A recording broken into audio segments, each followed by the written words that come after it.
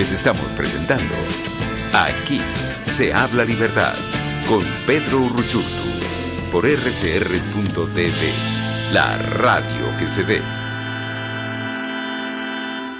Bien amigos, de regreso en Aquí se habla libertad y le doy de una vez la bienvenida a mi segundo invitado. Además me complace mucho poder conversar con él por su nuevo proyecto. Emanuel Rincón, editor at large de El American, además escritor, amigo de esta casa. Bienvenido Emanuel, ¿cómo estás? Hola Pedro, ¿cómo estás? Bien, bien, un gusto. Gracias por estos minutos a conversar contigo porque tenemos buenas noticias. Tu sexta novela ha salido, tu sexto escrito y muy interesante porque además su nombre es muy llamativo, ¿no? El Decálogo del Hombre Igualitario, en un momento tan importante, ¿no? Y de tanta reflexión alrededor de la libertad, alrededor de las tiranías desde el punto de vista sanitario, obviamente las políticas, las criminales, en fin, todo este debate que se ha venido dando y que hemos visto en el mundo en estos días, ¿no? El caso de Canadá, en su cara más extrema, de lo que para muchos era un gran demócrata y ha terminado siendo un gran tirano en la medida que se ha comportado con este tema de la pandemia. Casos ayer como el de República Dominicana, que se convierte en el primer país de América Latina en levantar toda restricción con respecto a la pandemia y prácticamente anunciar la vuelta a la normalidad. Entonces, bueno, frente a todo esto surge esta nueva novela, cuyo título luce muy interesante y obviamente no vamos a hacer el spoiler acá, pero sí quisiéramos que nos cuentes un poco, no solo que es tu sexta novela, sino bueno, de dónde viene esto, ¿no? Y qué pueden encontrar quienes lo lean en este texto que luce tan interesante. Pero sí, bueno, desde hace muchos años que me ha ido vagando por la cabeza la idea de crear una novela distópica sobre el Mm, totalitarismo, por razones muy evidentes, que nací en Venezuela y nos tocó vivirlo y sufrir la migración de millones de personas a pesar de que no estamos en teoría en un conflicto internacional. mm, Eh, Todo esto, pues, evidentemente, pues, surgió más todavía cuando me tocó emigrar de Venezuela y ver que pese a los ejemplos de países como el nuestro, que han sido totalmente azotados por las plagas colectivistas, en otras partes del mundo lo ven con simpatía. Y incluso una gran parte de la población no entiende, mm. dicen el básico, eso no es verdadero socialismo, o es mal implementado, o es la corrupción, pero no terminan de entender que realmente un sistema que cuarte las libertades, además de no ser exitoso, es perjudicial para todos. Mm. Entonces, bueno, ya yo viví en Nueva York unos meses y vi la decadencia de Nueva York en persona, una decadencia que es notoria cuando sales un poquito de los círculos principales de Manhattan. Y ahí empecé como a visualizar eh, muchas cosas. Siempre en un momento se me vino a la cabeza observar a una fila kilométrica de personas afuera del World Trade Center haciendo una cola para comprar pan. Mm. Sería quizás la imagen más distópica y más absurda que podríamos observar. Así Y a es. partir de allí pues fui creando esta historia. Así es. No, bueno, luce muy, muy interesante.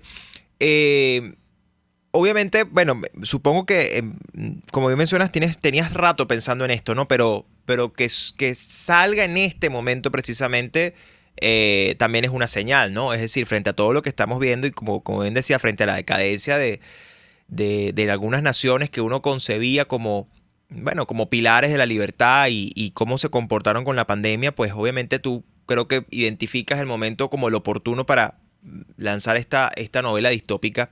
Eh, Preguntarte en función de eso, en escribir algo que podría sonar fácil, pero que no es nada sencillo. ¿Qué fue lo más difícil de aventurarte en esto, ¿no? Sobre todo en un momento en el que hemos visto tantas caretas caerse, ¿no? Con respecto a la imagen de, tú sabes, las democracias y las libertades y todo esto. ¿Qué ha sido lo más difícil de haber escrito esta novela distópica que ya anuncias y que ya salió y donde obviamente hay un testimonio muy interesante, sobre todo por el lugar y el momento en el que se lanza? Si te soy sincero, me hubiese gustado incluso que hubiese tenido que ser un poco más difícil para mi Mm, imaginación mm. tramar esta historia, pero nuestra realidad tan absurda me lo hizo sumamente fácil. Hay cosas que hace 5 años hubiésemos pensado totalmente ridículas y hoy las estamos viendo en los principales medios de comunicación. Eh, La humanidad hoy es casi un chiste Mm. contado por los medios corporativos. O sea, hay cosas tan absurdas y le están dando voz a gente con ideas tan paupérrimas y totalitarias que, te insisto, yo pensé en escribir una distopía que probablemente se desarrollaría en 40 o 50 años y parece que ya en un par de años ya casi que lo que escribí más que una novela ficción es una crónica de lo que está sucediendo. Entonces, realmente lo más difícil es observar cómo todo se va cumpliendo. Así es, termina siendo como una especie de checklist de todas las cosas que uno supondría que o no ocurrirían o tardaría mucho en ocurrir. Em, a la luz de lo que está pasando, Manuel, me interesa mucho tu lectura, sobre todo, bueno, hemos visto lo de Canadá, hemos visto todo esto. Eh, si buscamos en las raíces, ¿no? Y uno podría decir, bueno, sí, obviamente hay toda una manipulación de la izquierda, hay todo un componente ideológico doctrinario, el socialismo, el comunismo, pero si nos vamos a las raíces y hoy vemos, como dices tú, a una humanidad que ha aceptado en buena parte todas estas cosas tan absurdas que en otro momento el sentido común hubiera dicho simplemente esto no está bien. Eh, ¿Cómo tú enumerarías? Es decir, ¿dónde verías tú realmente las raíces de este problema? Y lo más importante, porque obviamente tú cuando haces el esfuerzo de escribir una distopía va en función de eso, ¿no? De, bueno, intentar reflejar un mundo que puede sonar absurdo, pero que está más cerca de lo que pensamos. Pero al final, ¿cómo podemos también sobrepasar esto? Es decir, frente a un testimonio que luce bastante desolador y desalentador, por no decir poco optimista, ¿qué nos queda como humanidad? ¿No? Porque es muy complicado, sobre todo, y quizás saliéndonos del caso Venezuela, que por su complejidad y por su situación interna, tiene otra, podríamos darle alguna otra lectura, quizás un poco más compleja, pero en general la humanidad, ¿no? Con lo que estamos viendo, insisto, en países que eran considerados bastiones de la democracia y la libertad. Y que hemos visto además respuestas absurdas como que, bueno, vacúnense ya y cállense. Es decir, ¿hacia dónde vamos y cómo podemos sobrepasar esto? Es decir, ¿cuál es la raíz de todo esto? Y a partir de la raíz, ¿cómo crees tú que esto puede superarse en un momento tan complejo de la humanidad? Mira, no, el único incentivo que tienen los políticos es llegar al poder y mantener el poder. Ese es su incentivo básico. Los ciudadanos comunes tenemos otro tipo de incentivos, libertad económica, financiera, tiempo para estar con nuestras familias, etcétera, etcétera. Pero resulta que estamos en medio de un círculo vicioso Hmm, porque básicamente fue gran parte de los medios de comunicación y la OMS los que impulsaron este alarmismo sobre una pandemia que evidentemente causó pérdidas y tragedias, pero que no está ni cerca de ser lo grave que ellos intentaron plasmar que era. Y ese alarmismo llevó a las personas evidentemente, a asustarse y a rendir sus libertades ante el gobierno cada vez más opresivo. Pero pasa que, por ejemplo, en Estados Unidos, cuando ya de hecho ayer los CDC empezaron a cambiar la narrativa, el propio Fauci ya dijo que probablemente ya podíamos empezar a relajar las restricciones. hmm, Y no se trata de ciencia, no se trata de que es que ahora la ciencia cambió, se trata de que la política ha cambiado y que el rechazo de las personas y los bajos números de aprobación de Biden han hecho que su administración tenga que retrotraer las medidas coercitivas que estaban aplicando. Lo mismo ya ocurrió a nivel interno en estados como California, Nueva York, por ejemplo. En Canadá, Trudeau evidentemente se va a querer hacer el, el pequeño príncipe tirano, hmm. pero a medida que el rechazo siga calando hondo y si los camioneros se mantienen, te aseguro que van a terminar rindiéndose en el gobierno y van a terminar quitando también las restricciones.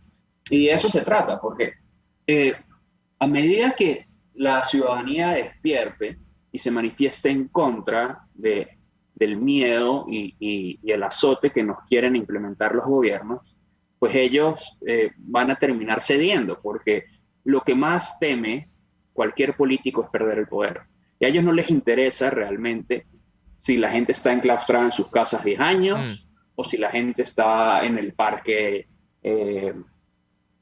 disfrutando o tirándole granadas a los edificios o haciendo cualquier cosa. Lo fundamental para ellos es mantener el poder. Y ellos sencillamente se van bandeando según lo que resulte popular o impopular en el momento. Y eso es lo que los ciudadanos deben entender. Así es, y yo creo que tú haces allí una lectura muy interesante que es en el sentido de que esto, digamos, no ha sido manejado. Se usa la ciencia como excusa, pero al final hay un criterio realmente político en todo este tema.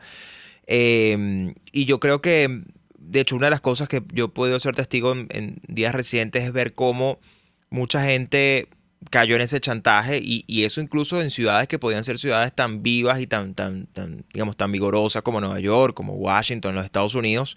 Hoy son ciudades que están prácticamente dormidas. Son ciudades que uno ve desoladas, en lugares que uno solía ver concurridos, donde la gente tenía una vida normal y prácticamente el miedo, la zozobra, el alarmismo ha hecho que la gente simplemente adopte el estar encerrado como la nueva normalidad, el usar la mascarilla todo el tiempo como la nueva normalidad. Pero vemos también casos como el de República Dominicana ayer, que lo pongo porque ya habíamos escuchado otros casos en Europa, pero en América Latina, que no suele ser como la norma, haber visto algo como esto ayer, para muchos causó sorpresa, porque bueno, era un gobierno que dijo, miren, ¿saben qué? Ya esto se acabó, o sea, ya esto es absoluta responsabilidad individual, etcétera. ¿Tú crees que esto se trata de un tema de popularidad y no de que se esté asumiendo que esto, es decir, el final de la pandemia, que es un final obviamente un decreto político, como estamos viendo, porque lo de ayer en República Dominicana es eso, es un decreto político donde el presidente dice, bueno, prácticamente dice se acabó la pandemia, eso es lo que prácticamente dice el gobierno. Eh, pero es un gobierno que dentro de todo uno podría decir que el gobierno de República Dominicana es uno de los más estables hoy y de los que tiene un comportamiento, si se quiere, más democrático, incluso más respetuoso de las libertades y todo lo demás. ¿Tú percibes que América Latina va a seguir ese ejemplo? ¿O crees que América Latina va a seguir utilizando la pandemia como una excusa para controlar y seguir sometiendo a los ciudadanos? ¿Cómo lo estás viendo tú en esas circunstancias? Sobre todo, por ejemplo, en un año electoral como el de Colombia, como el de Brasil. ¿Qué consecuencias crees que eso pueda tener? Creo que todo eso, insisto, nunca va a tener absolutamente nada que ver con la ciencia y Mm, siempre va a estar dirigido por la política. mm, Y todo va a depender de las realidades políticas internas que tengan las naciones. Por ejemplo, República Dominicana sí desmontó los controles. En Salvador, no sé qué tanto grado de nivel tengan, pero Bukele al principio, que fue bastante drástico, después fue bastante liberal en cuanto a las mm, medidas COVID. Y eso responde a muchas cosas, política interna y externa de Bukele, que cambió y ahora se convirtió en defensor del Bitcoin y ha hecho amistades libertarias y ahora Bukele anda en otra onda completamente diferente. Pero en otros países, por ejemplo, y fíjate que esto ha escapado incluso de ideologías, mm. porque uno de los países más crueles con su población fue Australia. Y Australia es O sea, liderada por a unos Scott niveles, Morrison. a unos niveles, además, lo de Australia fue casi que unos niveles insólitos. Es decir, lo de, uno hoy se concentra en Canadá porque es como lo que está en la palestra, pero realmente lo de Australia fue una cosa Australia vergonzosa. fue Sí, sí, sí, sí, peor sí, y Scott Morrison es supuestamente de derecha sí, y supuestamente de un partido liberal, sí, sí, que no es tal cosa, ujú, absolutamente. sí, Entonces, fíjate, han existido otros con un ejercicio muy autoritario y represivo de la pandemia, como el caso de Argentina, que es un mm, gobierno de izquierda, pero a su vez, te voy a dar otro ejemplo, López Obrador, que es socialista, no ha sido tan recalcitrante y más bien ha sido, entre comillas, bastante liberal con el tema del COVID. Eh, Bolsonaro también lo ha intentado en Brasil, que es totalmente, o sea, AMLO está totalmente a la izquierda y Bolsonaro totalmente a la derecha. y Bolsonaro también ha intentado ser bastante liberal con el tema de las restricciones COVID, pero la prensa brasileña y el Tribunal Supremo de Justicia brasileño y los partidos de izquierda liderados por Lula le han hecho la vida imposible Sí. y lo han satanizado y criminalizado y culpado de las muertes del COVID, como si fuese que Bolsonaro le estuviese disparando a la cabeza a cada persona que ha muerto. Sí, Y porque eso es la evidentemente, hipocresía, claro, es la hipocresía, ¿no? Además la equiparación está permanente de decir que, bueno, son Maduro y Bolsonaro son iguales, ¿no? Que además es otro gran absurdo. sí, y con eso pues han logrado o han conseguido que el país no pueda volver a la normalidad porque Claro. sencillamente tienen una guerra montada contra Bolsonaro. Es decir, no importa realmente qué pase con los ciudadanos, no importa si se mueren de hambre, no importa lo que suceda, lo que importa es sacar un beneficio político.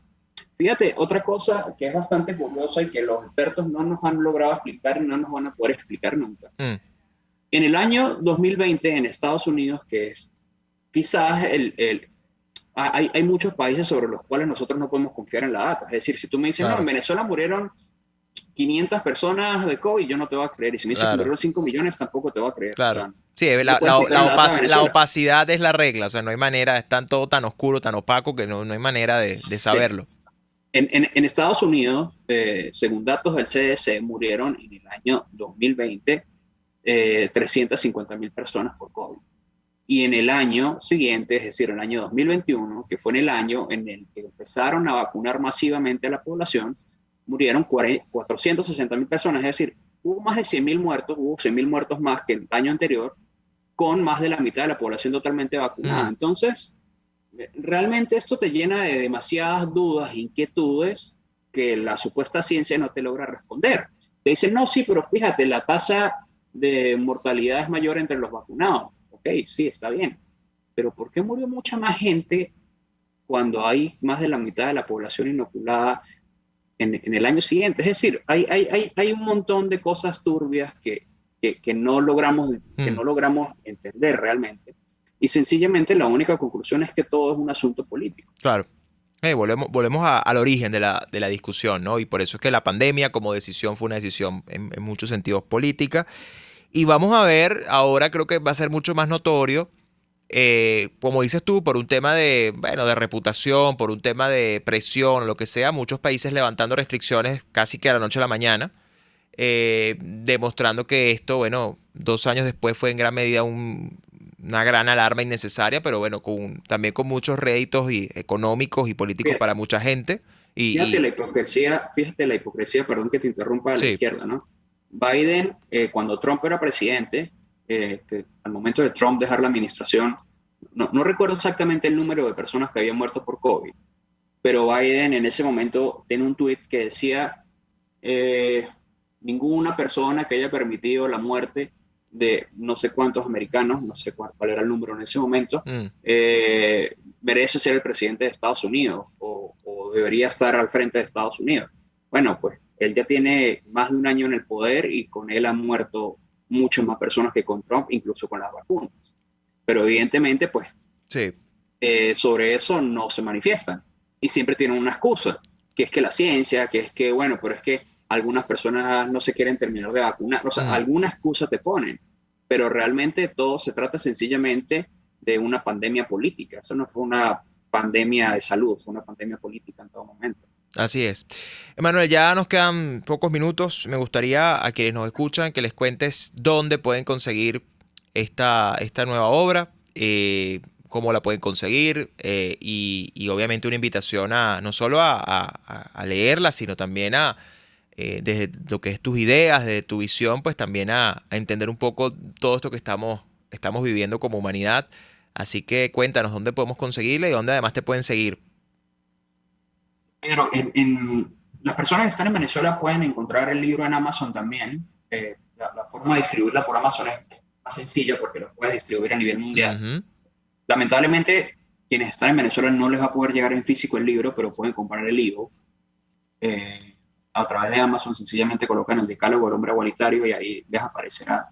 Y pues yo insisto que lo más importante que debemos hacer hoy en día es tratar de instruirnos, llenarnos de argumentos y desde nuestros pequeños grupos de contactos, familiares, amigos o redes de influencia, que podamos cambiar un poco el discurso y contrarrestar esa narrativa de los grupos de poder de izquierda que hoy en día quieren satanizar tanto el emprendimiento propio, que quieren satanizar la riqueza, y quieren satanizar las desigualdades, como si es que las personas pensaran distinto y tuviesen distintos grados de competitividad, de desarrollo y de educación sea algún crimen. Así es. ¿Y tus redes, Emanuel, para quienes nos escuchan? En Twitter es Emma Rincón y en Instagram es Manuel Rincón Piso. Perfecto.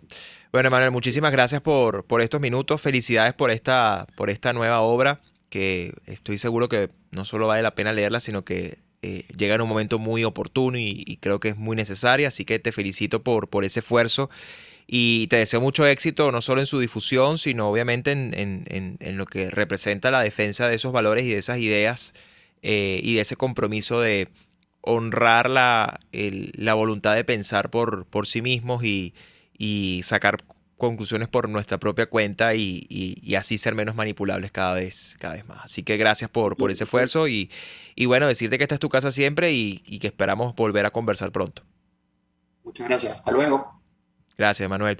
Bien, amigos, conversábamos con Emanuel Rincón, escritor, editor at large de El América, y con esto llegamos al final de nuestro programa. Gracias por acompañarnos como todos los jueves por Radio Caracas Radio, en Aquí se la Libertad. Nos escuchamos la próxima semana en otra edición de su programa. Chao, chao.